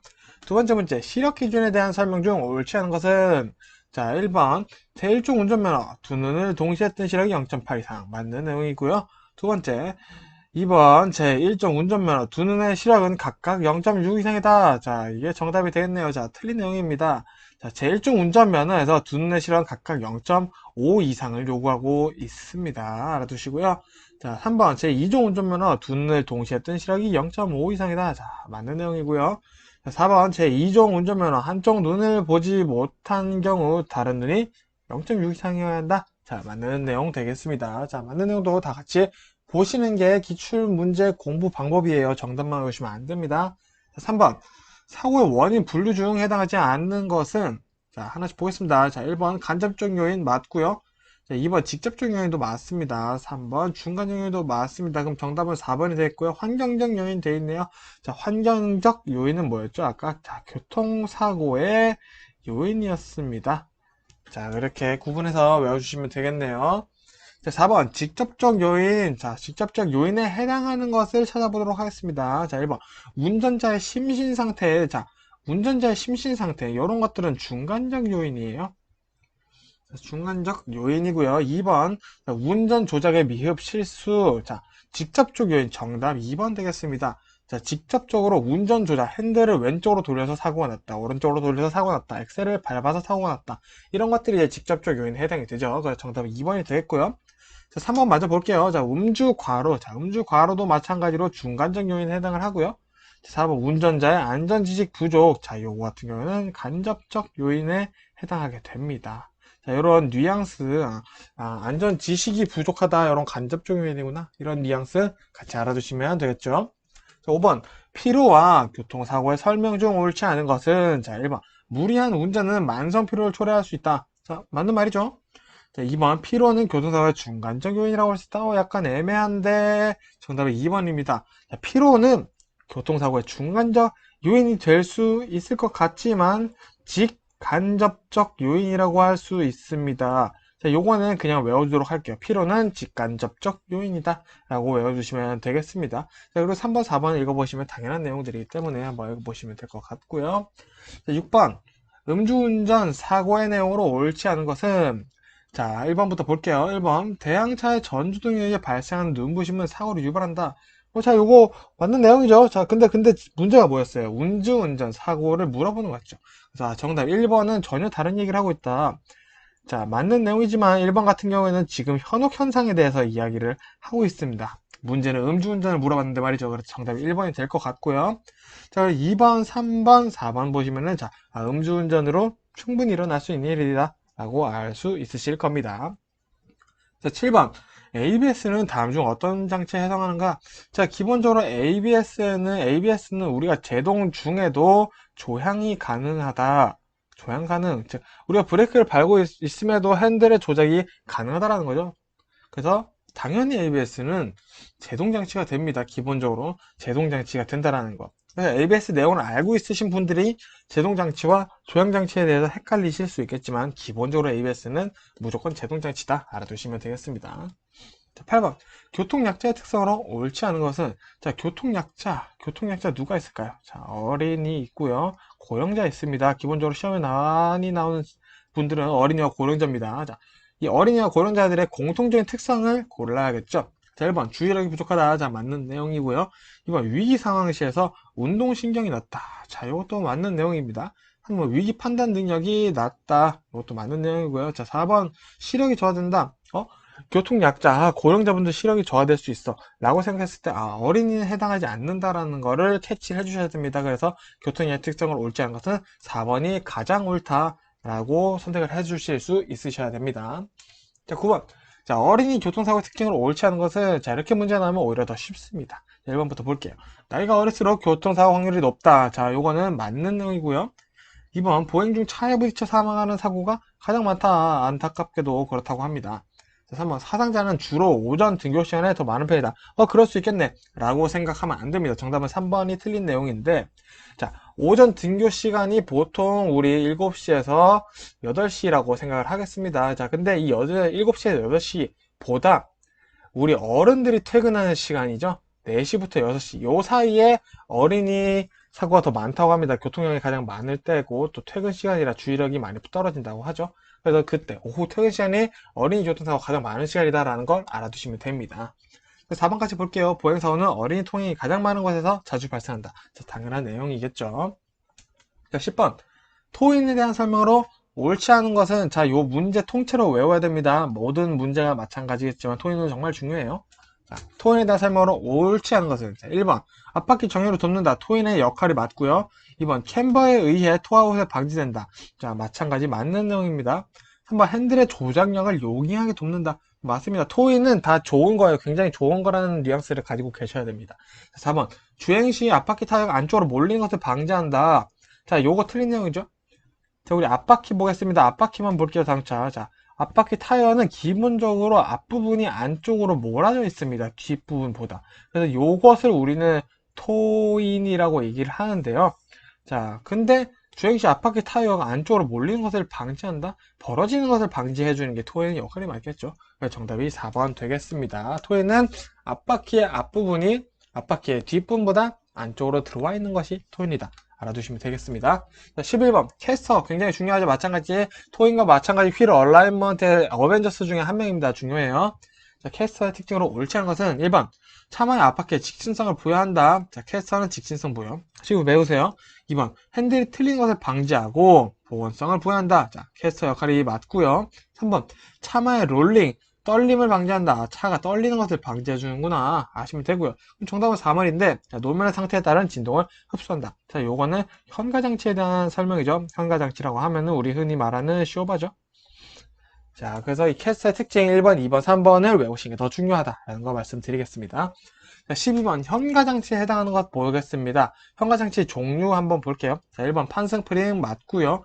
2번 코일스프링 맞습니다. 자, 3번 캠버 정답이 되겠네요. 캠버는 우리 휠 얼라인먼트라고 해서 조향장치죠. 아주 중요한 친구입니다. 이 캠버 친구도. 조향장치라는 거 꼭 알아두시고요. 자, 그리고 현가장치에 공기 스프링 있습니다. 그리고 추가로 비틀린 막대 스프링까지 현가장치에 있다. 라고 외워두시면 되겠습니다. 기출 공부 이렇게 하셔야 됩니다. 지금 정답만 외우시면 절대 안 돼요. 자, 13번. 스탠딩 웨이브 현상이 일반적으로 발생되는 속도는, 자, 일단 기본적으로 스탠딩 웨이브라는 거는 차량의 고장의 유무와 상관없이 속도가 빨라지면은 차가 떨리는 현상을 이제 우리 스탠딩 웨이브 현상이라고 얘기를 합니다. 자, 요거는 언제 자주 발생하냐? 정답은 4번. 시속 150km를 전후로 스탠딩 웨이브 현상이 발생한다는 걸 알아두시면 됩니다. 물론 차량마다는 다릅니다. 자, 14번. 물이 고인路面통과할 때 타이어가 미끄러지는 현상. 이거는 쉽죠? 자, 물 들어있는 거. 자, 정답은 4번. 수막 현상이죠. 자, 15번. 비가 오나 습한 날씨에 브레이크 드럼에 녹이 생기는 현상. 자, 습한 날씨에 브레이크 드럼에 녹이 생겼다. 이게 중요하죠? 정답 찾아보겠습니다. 정답은 1번입니다. 자, 모닝록. 자, 우리 모닝 아침이죠? 아침에는 굉장히 습하죠? 오후보다 아침이 더 습해요. 그래서 아침에 록. 잠기는 현상이 생기는 겁니다. 어디? 브레이크 드럼에 녹이 생겨서 브레이크가 굉장히 예민해지는 거예요. 살짝만 밟아도 녹 때문에 확확 밟히는 마찰 개수가 아주 높아지는 현상이다. 라고 알아두시면 되겠습니다. 그래서 습한 날씨에 브레이크 드럼에 녹이 생기는 건 모닝록 현상이다. 알아두시면 되겠습니다. 자, 페이드 현상에 대해 특징으로 옳은 것은, 자, 그럼 알아두셔야겠죠, 은행도. 자, 1번부터 보겠습니다. 1번. 브레이크 마찰열이 라이닝에 축적되어 브레이크 제동력 저하. 자, 이게 정답이네요. 자, 브레이크의 마찰열. 브레이크를 자주 사용하면서 마찰열이 라이닝에 축적돼서 브레이크의 제동력이 저하되는 게 우리 페이드 현상이라고 합니다. 이거 꼭 외워두시고요. 자, 2번 무슨 내용인지 볼게요. 자, 2번. 브레이크의 마찰제 마찰기에서 낮아져 브레이크의 제동력이 저하됐다. 자, 이것도 페이드 현상의 내용 굉장히 비슷한데, 자, 브레이크의 마찰제가 마찰기수가 낮아졌다. 이거 굉장히 어렵게 나온 겁니다. 원래는 물에 젖었거나 오일이 묻어서 낮아진다 라고 표현해주면 참 좋은데, 요거는 워터페이드예요. 말 그대로 워터는 물이죠. 그래서 물이 젖어서 미끄러지는 거죠. 그래서 마찰기수가 낮아져서 브레이크 제동력이 저하되는 거는 워터페이드 현상이다 라고 알아두시면 되고요. 3번. 유압류에 기포가 생겨서 효율이 떨어지고 진동과 소음이 발생합니다. 자, 이거는 공동현상이라고 하고요. 공동현상은 캐비테이션으로 표현돼서 나올 수도 있습니다. 4번 차량의 속도가 증가됨에 따라 타이어의 접지부에 변형이 생기는데 다음 접지 시점까지 병행이 복원되지 않아 차량의 진동이 발생. 자, 요거를 우리 이제 스탠딩 웨이브 현상이라고 얘기를 할 건데, 자, 아까 차량 진동, 떨림 이런 거 생긴다고 했었죠? 자, 그림 그려볼게요. 자, 여기 땅입니다. 타이어가 이렇게 있는데, 타이어가 이쪽으로 회전을 하고 있어요. 그럼 여기 땅과 붙는 접지부에 열이 생깁니다. 근데 이 열 때문에 타이어 뒷부분, 접지부 뒤쪽이 쭈글쭈글해지는데, 원래라면 이렇게 회전하면서 이 접지부 찌그러졌던 게 다시 식어서 펴진다는 거죠. 근데 차량이 너무 빠르다 보니까 이 쭈글거림이 다 펴지도 않았는데 다시 땅에 닿은 거예요. 그래서 그 떨림이 발생한다. 그래서 그것이 스탠딩 웨이브다 라고 알아두시면 되겠습니다. 요거 16번에 굉장히 많은 정보가 있습니다. 자, 17번 타이어 마모에 영향을 주지 않는 영향을 주는 요소가 아닌 것은, 자, 정답은 1번 대기압이네요. 자, 요 차이 굉장히 중요한 게 요게 말이 많습니다. 대기압, 고기압, 저기압 이 정도를 물어보는 건데, 시험 이제 공부를 하신 분들은 공기압은 타이어 마모 영향을 준다고 되어 있어요. 대기압과 공기압과 다른가? 전혀 다르죠. 공기압은 타이어의 공기압에 대해서 얘기를 하고 있다는 걸 꼭 알아두셔야 됩니다. 18번 전방에 장애물을 보고 위험을 인지한 시점부터 브레이크를 작동시킨 시점까지 걸린 시간을 무엇이라고 하는가? 정답은 1번이죠. 자, 요거 한 번에 지금 설명드리겠습니다. 자, 저기 앞에 장애물이 있어요. 그래서 내가 브레이크를 밟아야겠다라고 생각한 순간부터 브레이크를 밟은 순간까지를 우리는 공주라고 얘기합니다. 자, 그럼 브레이크를 밟았죠? 그럼 브레이크 작동이 시작됩니다. 작동이 시작 쭉 돼서 정지를 했어요. 자, 마지막 단계 정지죠. 이 사이를 우리는 제동이라고 얘기를 합니다. 걸린 시간은 제동, 진행한 거리는 제동 거리라고 얘기를 하고. 그래서 우리 쉽게 생각하면 공주 플러스 제동은 정지다. 이 개념을 꼭 머릿속에 담아주시면 됩니다. 자, 19번 일상 점검의 내용 중 옳지 않은 것은, 자, 요거는 자 보도록 할게요. 1번 주행장치 타이어의 공기압은 적당한가? 자, 2번 완충장치 셰시 스프링 파손된 곳은 없는가? 3번 원동기 장치 배기가스색이 깨끗한가? 자, 4번 제동장치 업쇼버의 오일 누출은 없는가? 업쇼버는 완충장치죠. 자, 요거는 완충장치 현가장치의 일상 점검 내용이다. 그래서 정답은 4번 되겠습니다. 20번 엔진의 온도가 과열된 경우의 내용으로 옳지 않은 것은, 자, 1번 팬벨트를 교환한다. 자, 교환해줘야죠. 자, 2번 냉각팬이 워터펌프가 잘 작동하고 있는지 확인한다. 자, 냉각에 문제가 있어서 엔진 온도가 올라갈 확률이 높겠죠, 일단. 자, 3번 배기가스 배출가스를 확인한다. 요거는 정확히 엔진 온도라기보다는 엔진 오일이 이상 연소 시 배기가스 색이 약간 이상한다는 것은 엔진 오일에 문제가 있는 겁니다. 그래서 정답이 3번이 될 거고요. 4번 냉각수 용량 상태를 확인한다. 마찬가지 엔진 온도와 가장 관련 있는 건 냉각 시스템들이겠죠. 자, 21번 중앙분리대 역할로 옳지 않은 것은, 자, 1번 볼게요. 상하차도의 교통분리를 담당한다. 중앙분리대 역할 맞고요. 보행자에게 안전섬을 제공한다. 중앙분리대 역할 맞죠? 3번 광폭분리대는 도로 작업, 차량 정지 공간을 제공한다. 자, 중앙분리대 역할 맞습니다. 정답은 4번이겠네요. 자, 4번 볼게요. 도로 교통 통계에 따르면 사고를 예방한다. 자, 중앙분리대가 있으니까 사고 예방되는 거 아닌가? 자, 정확히 중앙분리대의 역할이 뭐냐면은 사고의 형태를 변형시켜 주는 겁니다. 자, 사고의 형태 변경이라는 건 뭐냐? 자, 중앙분리대가 있어서 내가 차를 가고 있었는데 이렇게 빵 부딪혔어요. 근데 원래는 대형차가 있어서 더 큰 사고가 나서 큰일 날 충돌 사고로 벌어질 수 있었으나, 단순 접촉 사고로 사고 형태를 변형시켜준다. 사고의 크기를 줄여준다. 이런 뉘앙스가 중앙분리대에 있다는 것을 꼭 알아두시면 됩니다. 자, 22번 기럽개에 대한 설명으로 옳지 않은 것은, 자, 기럽개 갓길이죠. 자, 1번부터 보겠습니다. 기럽개가 접을수록 사고율이 낮다는 통계가 있다. 자, 그렇지 않겠죠? 정답 1번이네요. 자, 기럽개가 넓을수록 사고율이 낮습니다. 시계가 더 확보되기 때문이겠죠. 자, 그리고 나머지 2번, 3번, 4번은, 자, 갓길에 대해서 우리 알고 있는 내용들이니까 한번 천천히 읽어보시면 될 것 같고요. 자, 23번. 방어운전에 대한 설명으로 옳지 않은 것은, 자, 정답부터 보겠습니다. 정답은 4번. 교통신호에 따라 신호가 바뀌는 순간 바로 주행을 한다.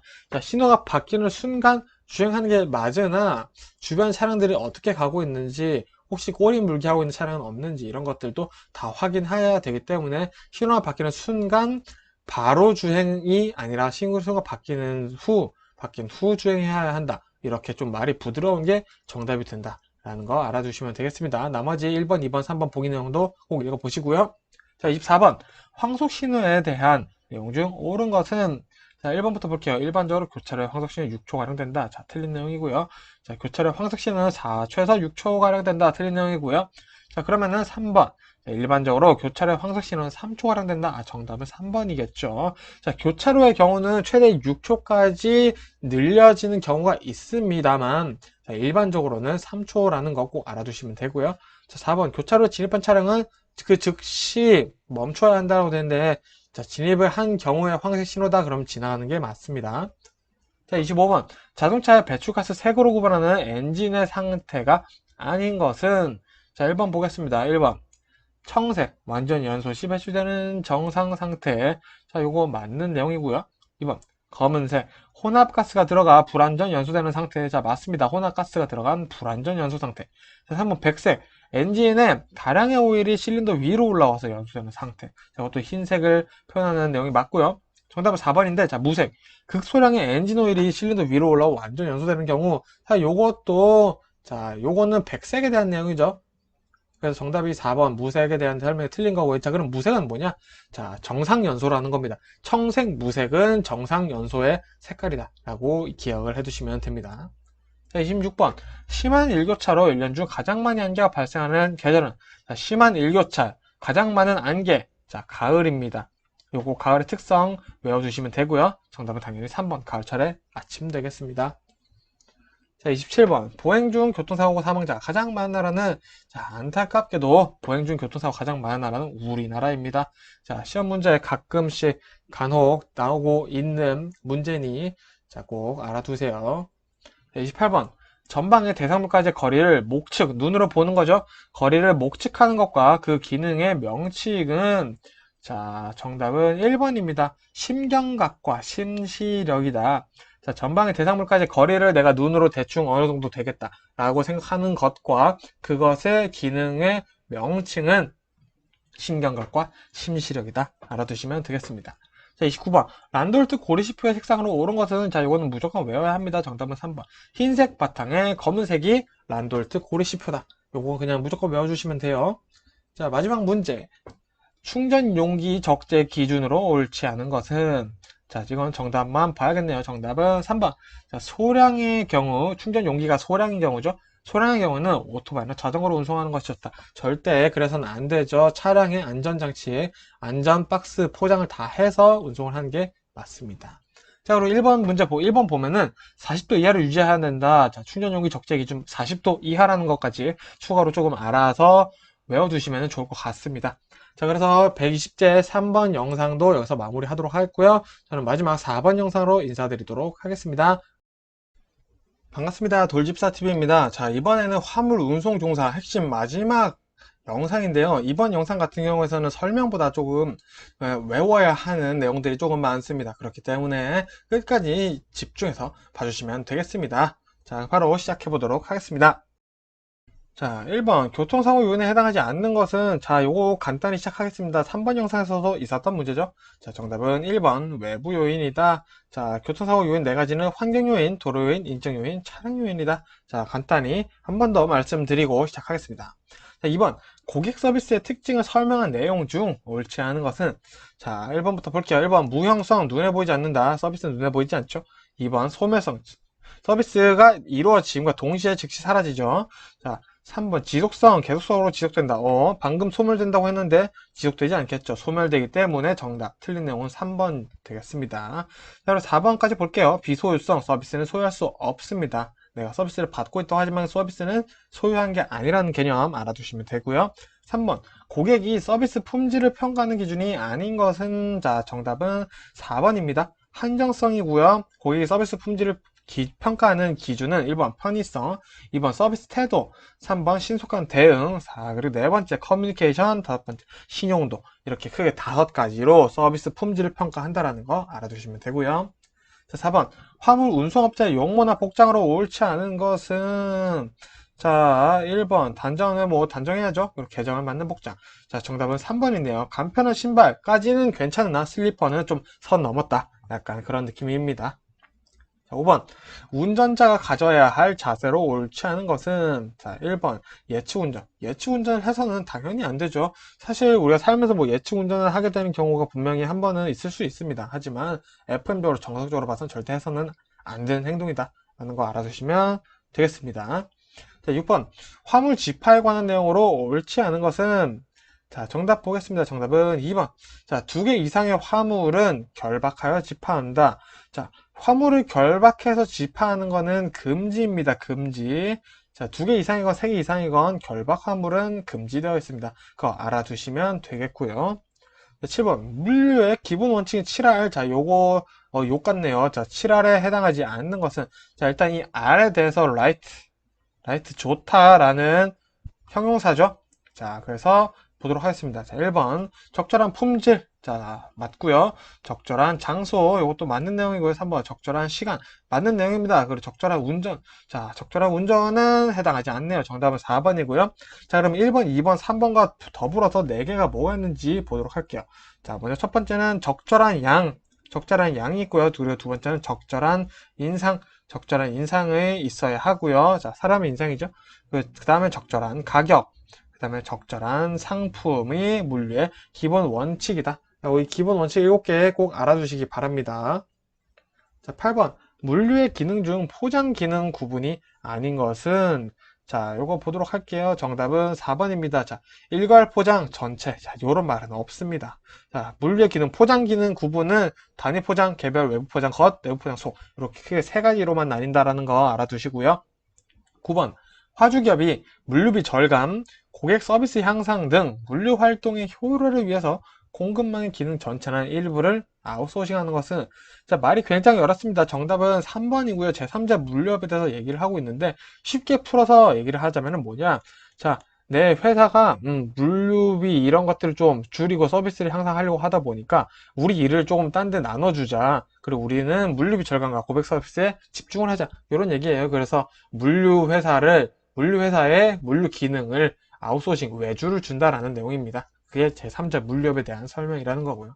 그래서 핵심만 말씀드리면 제3자 물류는 이제 물류를 외주를 준다. 외주 아웃소싱이죠. 자, 요것만 기억해 두시면 됩니다. 10번. 자, 제4자 물류의 4단계 공급망 관리에 해당하지 않는 것은, 자, 정답은 2번입니다. 요거는 외우시는 수밖에 없어요. 자, 1단계는 재창조, 2단계는 진행이 아니라 전환이고요. 자, 3단계는 이행, 4단계는 이제 실행을 해야겠죠. 맨 처음 마지막 끝에는 무조건 실행이다. 일단 요거 기준 잡아서 나머지 3개 외워주시면 되겠고요. 제4자 물류 간단히 말씀드리면은 제3자 물류랑 거의 똑같아요. 제3자 물류랑 거의 똑같은데 여기서 뭐다? 이제 컨설팅 업무가 추가가 된 것이다. 라고 시험에 자주 나옵니다. 일단 한번 알아두시고요. 11번. 물류 시스템의 수송, 배송 개념 중 배송에 대한 설명이 아닌 것은, 정답 보겠습니다. 정답은 2번. 자, 고객과 고객 간 이동이 배송이라고 되어 있는데 배송의 개념은 뭐냐? 자, 기업과 고객 간의 이동을 우린 배송이라고 얘기를 한다라는 겁니다. 그리고 추가로 배송은 단거리 대량 화물 이동에 용이하고요. 지역 내 화물 이동을 용이하고요. 그리고 다수의 목적지를 순회하면서 하는 소량 운송이 가능하다는 게 바로 배송의 특징이다. 라는 거, 요 문제 전체 통째로 다 외워주셔야겠죠. 자, 12번. 물류 시스템의 기능 중 작업 서비스 시스템의 분류 방법이 아닌 것은, 이것은 단순히 외워주는 수밖에 없다. 정답은 3번. 수주 발주에 해당하지 않고요. 작업 서버 시스템에는 하역과 운송과 보관 이렇게 세 가지가 있다라는 거 외워주시면 되겠습니다. 자, 14번 보겠습니다. 자, 13번은 뭐 오류가 있어서 제가 뺐고요. 14번 보도록 하겠습니다. 자, 주파수 공용통신 TRS라고 하죠. TRS에서 여러 가지 서비스를 행할 수 있는데 그 대표적인 서비스로 틀린 것은, 자, 요거 통째로 다 외워야 되는 문제입니다. 1번 음성통화 맞는 내용이고요. 2번 공중망 접속통화. 자, 주파수 공용통신 T가 텔레죠. 텔레, 우리 핸드폰, 텔레폰 그런 거. 그래서 통화가 들어간다라는 거고요. 3번 TRS 데이터 통신, TRS 들어가 있으니까 맞다라고 유추해도 상관이 없습니다. 자, 정답은 4번 자동 원격 통신. 자, 자동 원격 통신은 TRS에 포함되어 있지 않다 라고 알아두시고 1번, 2번, 3번을 외우시는 게 더 중요합니다. 자, 15번. 기업 물류에 관한 내용으로 옳지 않은 것은, 자, 1번 보겠습니다. 주활동, 대고객 서비스 수준, 수송, 재관리, 주문 처리. 자, 요게 기업 물류의 주활동입니다. 맞는 내용이고요. 2번. 지원활동, 보관, 자재관리, 구매, 포장, 정보관리 등이 이제 지원활동입니다. 기업 물류에서 크게 나뉘어지는 거는 주활동과 지원활동이에요. 요 두 개 알아두셔야 되고요.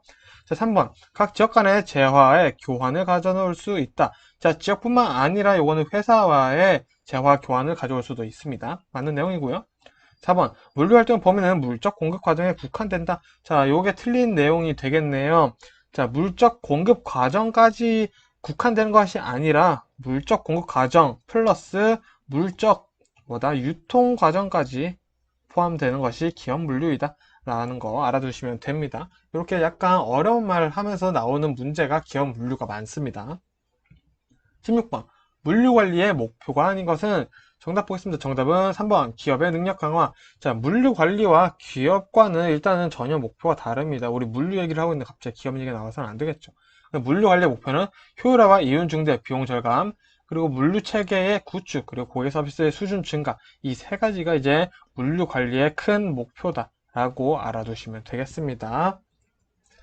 자, 17번. 물류 전략의 8가지 핵심 영역으로 묶여있지 않은 것은, 자, 정답 보겠습니다. 정답은 3번인데, 자, 그럼 물류 전략 8가지 핵심 영역이 뭔지 보도록 할게요. 자, 첫 번째, 공급망 설계. 두 번째, 창고 설계. 세 번째, 고객 서비스 수준 결정하기. 네 번째, 조직 변화 관리가 있고요. 그리고 다섯 번째, 정보 기술 관리 있습니다. 근데 3번이 틀린 이유는 뭐냐? 소비망 설계는 없는 내용이에요. 그리고 지금 다섯 번째가 정보 기술 관리고, 여섯 번째가 수송 관리, 일곱 번째가 자재 관리고요. 그리고 여덟 번째가 로지스틱스 네트워크 전략 구축. 물류 전략의 8가지 핵심 영역, 8가지. 이거 다 외워두시는 게 아무래도 좋겠죠. 18번. 수송 배송 시스템 중 수송의 내용으로 옳지 않은 것은, 자, 이번에 수송 내용이네요. 자, 정답 보겠습니다. 정답은 2번. 지역 내 화물의 이동. 자, 요거는 아까 배송의 내용이라고 말씀드렸죠. 지역 내 화물의 이동은 배송이다. 자, 그럼 수송은 뭐다? 장거리 대량 화물의 이동이다. 자, 배송과 반대 내용이죠. 자, 그리고 거점과 거점 간의 이동을 해주는 게 수송이고요. 그리고 수송은 한 개소의 일회성 운송을 하고 있습니다. 그래서 수송 내용과 배송 내용이 거의 정반대이기 때문에 둘 중 하나를 확실하게 외워주시면 이런 문제는 풀 수가 있겠죠, 충분히. 자, 19번. 제4자 물류에 대한 내용으로 옳지 않은 것은, 자, 1번 보겠습니다. 자, 제3자 물류에 컨설팅 업무가 추가된 것이다. 자, 제가 아까 말씀드렸죠. 맞는 내용이고요. 자, 2번. 광범위한 공급망 조직을 관리하고 있다. 자, 맞습니다. 맞고요. 3번. 그리고 LLP 4PL이라고도 한다. 자, 이것도 제4자 물류를 일컫는 내용이 맞습니다. 자, 그래서 정답은 4번이 되겠죠. 자, 비즈니스 프로세스 제휴 등 기술을 통합하지만 배송 운영은 하지 않는다. 자, 제4자 물류는 우리가 아주 4단계 뭔가 더 좋은 느낌이 들죠. 그래서 배송 운영하지 않는 게 아니라 배송 운영도 포함이 된다 라고 알아두시면 됩니다. 제4자 물류에 대해서 문제가 나왔을 때는 뭔가 좋은 내용들이 더 많이 나와요. 근데 이렇게 혼자 갑자기 뭐뭐 하지 않는데 이렇게 부정형이 나온다 라고 하면은 당연히 약간 수상하게 문제를 풀 수 있는 게 많습니다. 그래서 얘만 혼자 뉘앙스가 달라 해서 문제를 풀어주셔도 됩니다. 요 문제 지금 방금 말씀드린 문제 푸는 방법은 제가 또 영상 만들어 둔 게 있으니 꼭 참고를 해보시고 시험을 보러 가시면 좋겠고요. 20번. 물류 시스템 5가지 구성에 포함되지 않는 것은, 정답은 2번입니다. 자, 생산은 물류 시스템 5가지 구성에 포함되지 않아요. 그럼 5가지 구성 보도록 하겠습니다. 첫 번째, 운송이 있고요. 두 번째, 포장. 세 번째, 보관이 있고요. 자, 네 번째, 하역 있습니다. 하역. 다섯 번째, 정보 있습니다. 근데 이 5가지가 물류 시스템의 5가지 구성이다라는 거 알아두시면 되겠습니다. 자, 21번. 공동수송의 장점이라고 볼 수 없는 것은, 자, 이것도 통째로 외워야 돼요. 기출문제는 보기 정답만 외워서는 절대 안 돼요. 지금 한 10번째 말씀드리고 있습니다. 자, 1번. 발송 작업의 간소화. 자, 공동수송의 장점이 맞습니다. 자, 영업용 트럭의 이용 증가. 공동수송의 장점이에요. 자, 3번. 안정된 수송시장의 확보. 아, 요거, 수송 들어가 있으니까 장점 맞지 않나? 야, 요게 내용이 배송이네. 자, 참. 아이러니하죠. 야, 뭐야, 수송 들어와 있는데 수송시장 확보인데 왜 공동이야? 아, 왜 배송이야? 이렇게 해버리래. 그런 생각을 하라고 만든 함정 문제죠. 4번 물류시설 및 인원 축소 가능하다. 이것도 이제 공동수송의 장점이다 라고 볼 수 있습니다. 자, 자주 나오는 공동수송의 장점들이니까 문제 보기 다 외워주셔야 됩니다. 22번 공동배송의 장점으로 볼 수 없는 거, 자, 요번에는 공동배송 장점 한번 볼게요. 자, 1번 운임요금의 적정성. 자, 요거는 정답이 될 수 없습니다. 자, 운임요금이 적정성은 공동수송의 장점이 됩니다. 자, 그럼 나머지 공동배송 장점 볼게요. 자, 2번 수송 효율의 증대, 공동배송 장점이 맞고요. 화물차 운전자의 운영 효율화, 공동배송의 장점 맞고요. 세 번째, 교통량 감소로 이제 교통량이 감소로 교통 혼잡이 감소한다라는 거죠. 배송을 공동으로 하다 보니까 자, 교통량이 감소한다라는 장점이 공동 배송의 장점이다 라고 구분해서 외워주셔야 됩니다. 자, 23번 사업용 트럭 운송의 장점으로 볼 수 없는 것은 정답은 4번 기동성이 좋다라고 되어 있는데 기동성이 저하됩니다. 사업용 트럭 운송의 단점이죠. 사업용 트럭 운송의 단점은 기동성이 저하된다 라고 알아두시면 되고요. 저렴한 운송비와 인적 투자가 필요 없는 것, 그리고 변동비 처리가 가능하다라는 것은 사업용 트럭 운송의 장점이다로 해서 외워주시면 되겠습니다. 자, 24번 신속 대응 QR의 내용으로 옳지 않은 것은 자, 1번부터 볼게요. 1번 가장 최신의 신속한 물류 기법이다. 자, 맞는 내용이고요. 2번 소비자의 변화를 즉시 파악하여 적시, 적소, 적당한 가격으로 소비자에게 제공하는 것을 원칙으로 한다. 자, 이게 QR에 대한 내용이 핵심입니다. 3번 소매업자는 유지비용 절감, 상품 회전율을 얻고 제조업자는 수요 예측, 자산 회전율을 얻고 소비자는 상품의 다양화, 낮은 소비자 가격을 얻는다. 자, 이 3번은 무조건 외워두실게요. 자, 문제가 어떤 식으로 또 나올 수 있냐면은 신속 대응의 효과로 맞는 것은 이렇게 해서 이제 소매업자는 땡땡, 제조업자는 땡땡 이렇게 해서 지금 이 내용들을 이 네모를 비워놓고 시험에 문제가 나올 수가 있습니다. 소비자에게는 어떤 효과가 있는가, 소비자에게는 어떤 효과가 있는가, 제조업자에게는 어떤 효과가 있는가 이렇게 나올 수 있기 때문에 이 3번 보기는 무조건 외워주시고요. 자, 이 문제 정답은 4번이 되겠죠. 생산 유통기간을 줄이는 것을 최우선하여 그 성과를 얻는 기법이다. 자, 생산 유통기간을 줄이는 것은 최우선인 게 맞습니다. 리드타임을 줄인다라고 하죠. 자, 여기까지 맞는데 그 성과를 혼자 얻는 게 아니라 모두 소비자, 유통업자, 제조업자가 나눠서 가진다라는 게 신속 대응의 또 한 가지의 특징이다 라고 알아두시면 되겠습니다. 자, 25번 자, 제3자 물류에 의한 기대 효과가 아닌 것은 자, 정답은 3번입니다. 공급망 관리 구조를 탈피한다. 공급망 관리 구조를 탈피하는 게 아니라 오히려 도입하고 확산시키는 역할을 하고 있죠. 제3자 물류가. 정답이 3번 되겠고요. 높은 물류비 구조를 개선하고 종합 물류 서비스를 활성화하고 고품질 물류 서비스를 제공을 한다 라고 되어 있는데 자, 요 1번, 2번, 4번 다 좋은 내용들을 얘기를 하고 있죠. 근데 3번은 뭔가 왜 굳이 탈피를 해야 되지? 이런 식으로 안 좋은 것 같은 느낌의 얘기를 하고 있다는 거죠. 그래서 보통 이런 거는 정답이 될 확률이 높다 라고 말씀드리고 있습니다. 제가 그냥 드리는 말씀이 아니고요. 구체적인 거는 제가 링크로 달아둔 영상 확인하시면은 화물 운송 종사 자격증의 약점, 이제 공부를 열심히 하지 않더라도 합격할 수 있는 편법이 알려드리도록 하겠습니다. 알 수 있어요. 자, 26번. 운송 중에 중간 지점에서 운전자만 교체하는 수송 방법은 정답은 3번. 이어타기 수송이다. 요거는 단순 암기해 주시면 되고요. 자, 27번. 통합 판매, 물류 생산 시스템, CALS라고 하죠. 칼스의 내용으로 틀린 것은 정답은 4번입니다. 시간 경제를 규모 경제로 변화라고 되어 있는데, 자, 규모 경제를 시간 경제로 변화하라는 게 이 칼스의 내용이다. 자, 요거 이해하실 필요 없어요. 이해하실 필요 없고요. 요거 그냥 암기만 해두시면 되고요. 나머지 칼스의 특징 볼까요? 자, 과다 서류와 기술 자료 중복, 축소, 업무 처리 절차 축소, 소요 시간 단축, 비용 절감. 즉, 뭔가 행정적인 업무를 간소화시킨다. 이런 느낌이 들어있다라는 거죠. 자, 두 번째, 동시공정, 에러 검출, 순환 관리, 자동 활용을 포함한 품질 관리. 뭔가 어쨌든 굉장히 좋은 시스템이구나. 간소화도 시켜주고. 이런 뉘앙스로 계속 읽어주시면 되고요. 세 번째, 고객 요구에 신속하게 대응하는 고객 만족 시스템이다. 자, 요거 3번 내용 공부 열심히 하신 분들은 이거 QR 내용 아니야? 라고도 할 수가 있는데, 자, 27번 칼스 27번에 있는 통합 판매 물류 생산 시스템에서도 관리를 하고 있다는 거 알아두시면 되고요.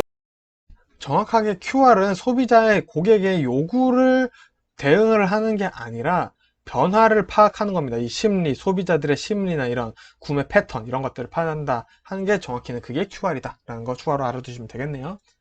자, 28번. 자가용 트럭의 단점으로 볼 수 없는 것은 정답은 4번입니다. 자, 상거래에 기여한다. 자, 요거는 장점이겠죠. 자, 그래서 보시면은 마찬가지예요. 1번, 2번, 3번 내용이 뭔가 한계가 있다. 뭐 하려고 하는데 뭐 필요하다. 또 뭐가 필요하다. 이렇게 얘기를 하는데 4번은 상거래에 기여한다. 좋아요. 약간 좋은 내용이 들어가 있어요. 뭔가 부정인데 혼자 긍정이에요. 그런 경우, 자, 3대 1이다. 호랩이라는 표현을 아직도 쓰나요? 자, 어쨌든. 자, 그런 경우에 화물 운송 종사에서는 정답의 확률이 높다. 모를 경우에는 이런 식으로 문제를 풀어야 한다. 라는 것도 말씀드리겠습니다. 자, 29번. 수요와 공급의 시간적 간격을 조정함으로써 시간, 가격 조정에 관한 기능을 수행하여 경제활동의 안정과 촉진을 도모하는 용어는, 문제 기니까 굉장히 문제가 풀기가 싫어요. 자, 근데 요런 거 정답은 뭐다? 자, 보관에 대한 내용을 설명하고 있다라고 바로 외워주시면 되겠고요. 30번. 제3자 물류가 도입되는 이유로 볼 수 없는 것은, 자, 이건 정답만 보면 되겠네요. 정답은 2번. 제2자 물류의 비중이 축소되는 것이 세계적인 흐름이다. 자, 이거 전혀 상관없습니다. 전혀 상관없고요. 오히려 3번을 외워주시면 되겠네요. 제3자 물류가 물류산업 고도화를 위한 돌파구가 된다. 그래서 제3자 물류가 도입된 원인, 이유가 되었다. 라는 거. 이거 3번을 외워주시는 게 조금 중요할 것 같습니다. 물론 기출문제를 공부한다는 것은 모든 보기를 외워주는 거예요. 답을 외워주는 것보다 보기를 외워주는 게 훨씬 더 중요하다는 말씀 드리고 싶고요. 자, 이렇게 해서 화물 운송 종사 핵심 기출 보건 문제 120제를 다 보도록 했고요. 자, 여기 있는 제가 말씀드린 기출 문제들 내용만 다 하셔도 100%, 200% 합격 제가 보장하고 장담하니까 굳이 다른 공부하실 필요 없고요. 이 영상만 계속 들으시면서 공부를 하시면 좋을 것 같습니다. 자, 고생 많으셨고요. 여러분들의 합격과 이제 건강을 기도드리도록 하겠습니다. 감사합니다.